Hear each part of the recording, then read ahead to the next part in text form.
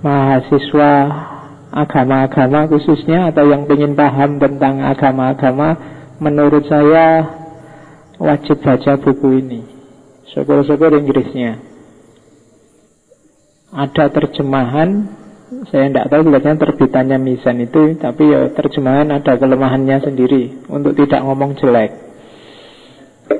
Bukan apa-apa, terjemahan itu agak, ya, orang yang sudah punya bekal wawasan awal mungkin bisa baca terjemahan itu, tapi yang tidak punya wawasan sama sekali agak berat. Jadi kalau kamu baca buku ini tanpa wawasan awal, ya nanti gelombang otakmu turun drastis nyampe teta mesti. Dapat 2 halaman langsung liar-liar ngantuk. Meskipun buku ini termasuk yang gaya bahasanya enak. Ya, jadi apalagi yang Inggris, nyaman, tidak sangat akademis meskipun sumber-sumbernya demis. Oke, kita lihat apa pesannya Karen Armstrong dalam A History of God.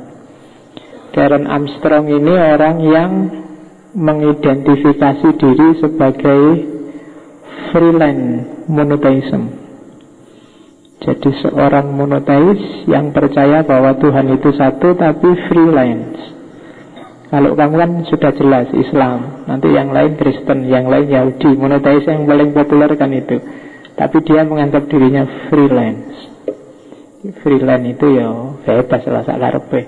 Mau ke Islam ya Islam, mau ke Yahudi Yahudi, Kristen Kristen. Sekarang punya lembaga mengembangkan, saya lupa lengkapnya, tapi intinya menuju compassion. Compassion itu cinta kasih yang jadi basis pergaulan antar manusia.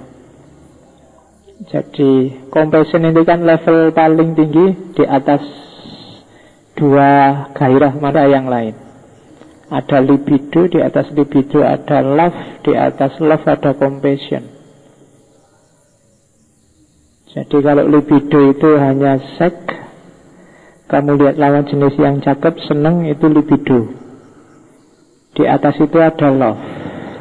Love itu biasanya mulai ada ketergantungan, keterikatan, keterkaitan.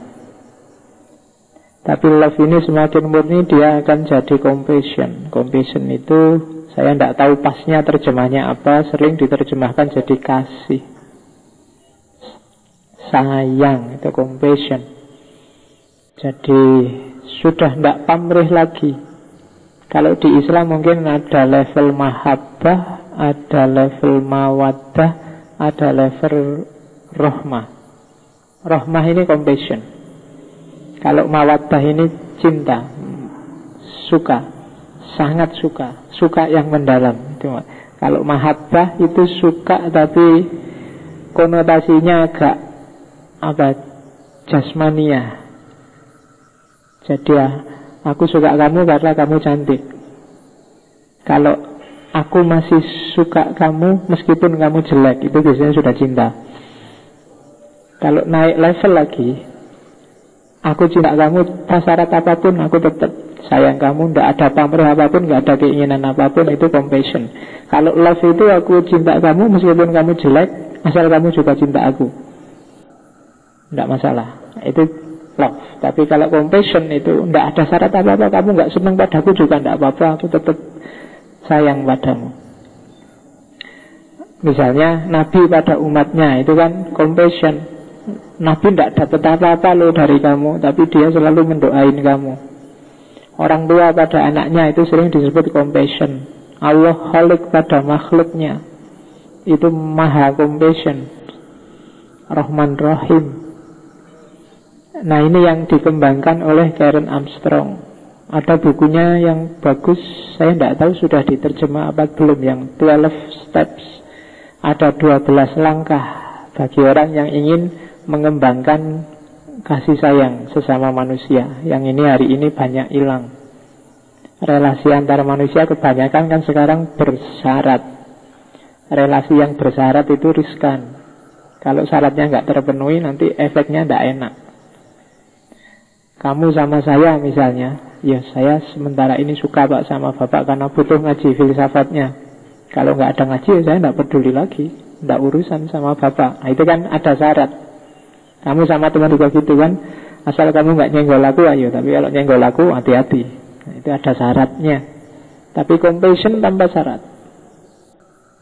Itu yang dikembangkan oleh Karen Armstrong. Dia mulai jadi idola.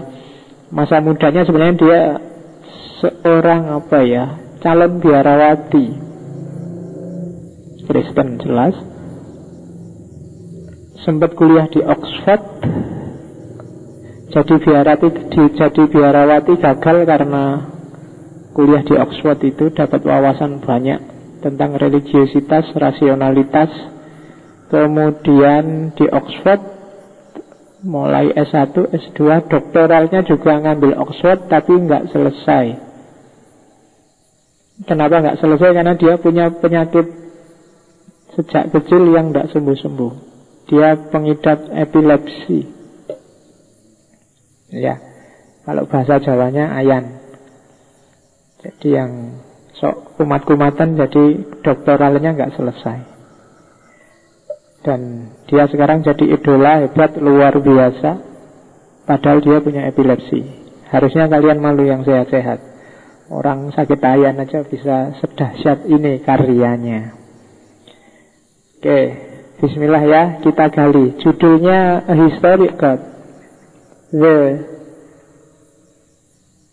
4000 bahasa Inggrisnya apa? 4000. Alhamdulillah masih ngerti. Kayak nera ngerti, wong ini bahasa Inggris, kamu sering alergi tuh kalau bahasa Inggris itu. Kalau kalian download History of God yang versi Indonesia itu hanya sampai bab ke-6. Kalau nggak percaya cari sendiri. Babnya ada 11. Jadi 5 bab terakhir nggak masuk. Padahal itu yang penting-penting. Termasuk Tuhannya para filosof ada di bab, saya lupa, filosof reformis itu sekitar 6-7. Kalau yang Inggrisnya full, bisa di-download secara gratis. Buku ini terbitnya sekitar tahun 2003-an. Oke, kita lihat ada apa dengan Karen Armstrong dan History of God. Masa mudanya cantik, cuma yang di internet banyak gambarnya waktu tua. Kalau sudah tua ya enggak seru dilihat. Kamu lihat gambar mudanya aja. Oke, saya awali dari kalimat paling akhir di bukunya Karen Armstrong. Dibalik ya, diawali dari kata-kata paling akhir di buku itu. Manusia hampaan, mereka mengisi kekosongan itu dengan menciptakan fokus baru untuk meraih hidup yang lebih bermakna. Ini simpelnya dia mau ngomong, kebertuhanan manusia itu fitrah. Ketika fitrah diingkari, orang akan merasa hampa, orang akan kebingungan, dan dia akan menciptakan, atau di situ bahasanya dia akan mengisi kekosongan dan kehampaan itu dengan hal baru. Jadi siapapun orangnya, seateis apapun orang itu,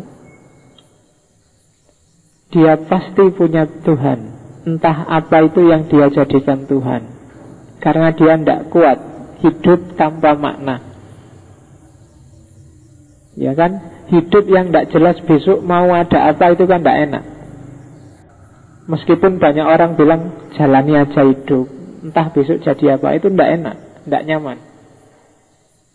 Sudahlah, misalnya kamu yang belum pernah ngaji terus baru malam ini diajak temanmu, udahlah ikut ngaji aja, enak-enak, paling tidak dapat teh.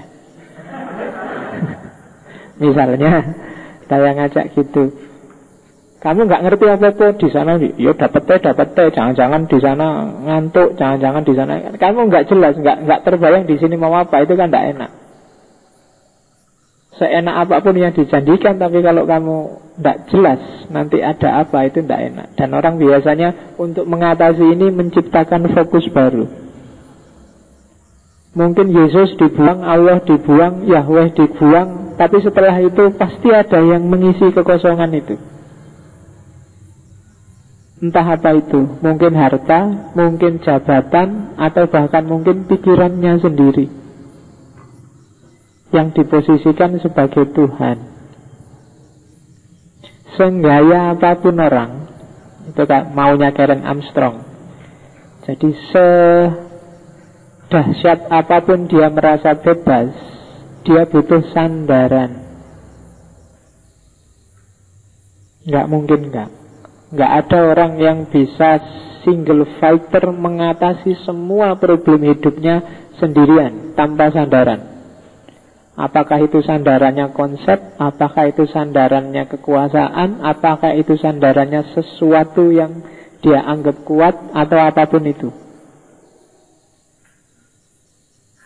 Nah, itu kalimat terakhir di History of God-nya Karen Armstrong. Sebenarnya ini kalimat sebelum akhir. Kalimat paling akhir dia ngomong tentang fundamentalisme. Nanti kita lihat di belakang. Jadi intinya manusia tidak bisa hampa, dia selalu butuh sesuatu yang baru untuk mengisi. Tapi kalau kamu mengisinya pakai gaya fundamentalis, kamu masuk ke jebakan yang sama. Kamu juga akan ketemu kehampaan. Karena fundamentalisme itu gayanya sebenarnya mirip cara berpikir orang modern yang dikritik habis-habisan oleh Karen Armstrong. Oke. Bagi yang sudah pernah baca sampai tamat akan ketemu kalimat ini. Meskipun saya nggak tahu kalimat ini nyantol apa nggak di kepalamu. History of God.